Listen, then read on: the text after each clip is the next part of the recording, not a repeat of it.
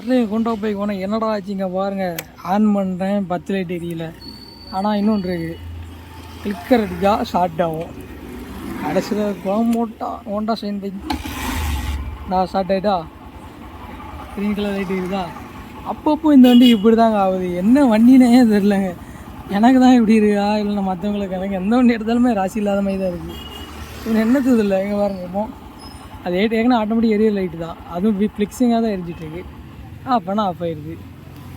என்ன சொல்லன்னு தெரிலங்க. ஐயோ ஜிம்முக்கு போயிட்டு கரெக்டாக வீட்டுக்கு போகிறது வண்டியை சாவி பண்ண டப்புன்னு ஆஃப் ஆகிட்டான். க்ரீன் லைட்டே எரியல.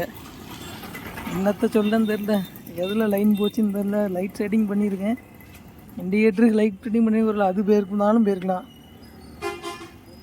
ஆனால் இவனை வச்சு என்னத்தை ஹோண்டா ஷைன் கம்பெனி வர என்ன தான் கஸ்டமருக்கு பண்ணுறான்னு தெரியல. சுவிட்ச் ஆன்லேயே இருக்குது, எதுவுமே ஒர்க் ஆகலை. கிளிக்கர் அடித்தா ஒர்க் ஆகுது. இதுக்கான ஒன்றே கொடுத்து ஆகணும். இது பல்சக்காரன் எவ்வளோ பரவாயில்ல போலையே.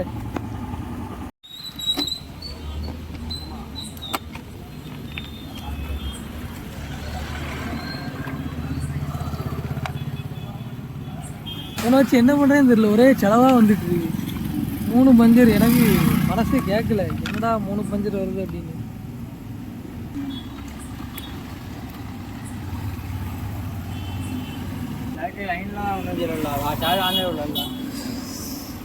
சாவி ஆன் பண்ணேன், டக்குன்னு அப்படி பச்சை ஆஃப் ஆகிட்டு.